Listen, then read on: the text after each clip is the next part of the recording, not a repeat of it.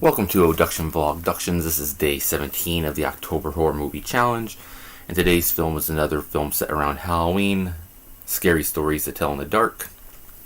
Film that is super divisive, it seems like. Those that love it, love it. Those that hate it, seem to hate it because it's not the book. Going in, a lot of people assume Guillermo del Toro was the director of it because he's the producer of it. His name's above the title, so it makes sense, but no, he is not the director. Andre Ovedal, the director of Troll Hunters, is the director of this film. And what I love about it is it takes the very trendy in chic Stranger Things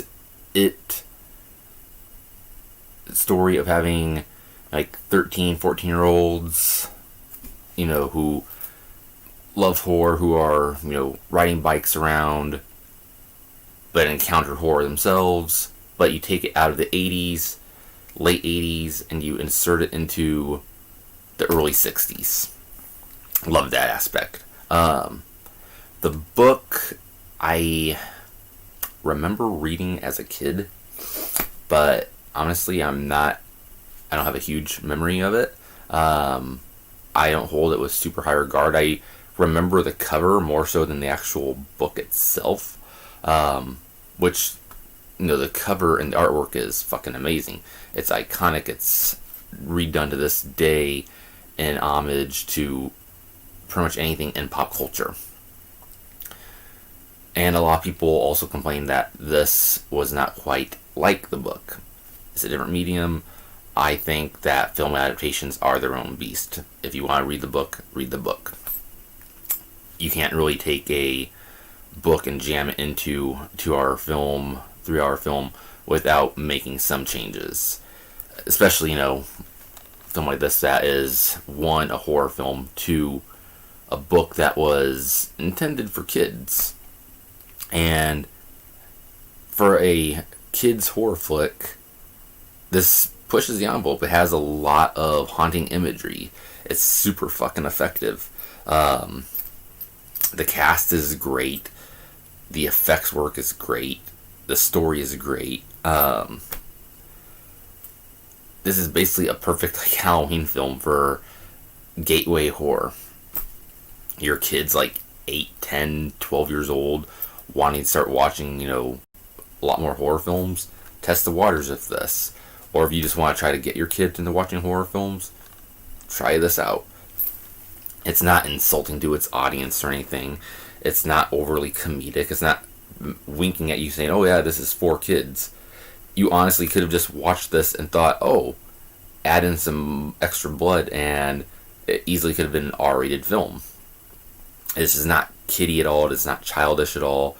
It is mature, that just happens to star, 13-year-old kids. And I absolutely loved it. A lot of people, when it came out, as I said, trashed it for that reason. They're like, oh, it's a kid's film. It's not like the book. Who cares? People trashing on it because it's a kid's horror film are the same people who are watching Hocus Pocus. People who are trashing it because it's a PG-13 horror film. There's plenty of great PG-13 horror to go around. A lot. There's a lot more than people think there is, especially the past 10 years. Insidious is one of them. Conjuring. The Final Girls. Happy Death Day. There's a lot of really awesome PG-13 horror films to go around. And this here is one of the best that they have. It oozes with horror atmosphere. It oozes with Halloween love. It truly feels like you are embarking on an old school Halloween tale. It is an awesome film, and I will gladly watch another one if they ever do it. And honestly, I hope they do, because there is a lot of stories to cover to do this, and Del Toro has enough stroke to pull it off. And hopefully people won't go into the thinking that he's the director this time. But yeah, definitely check this out.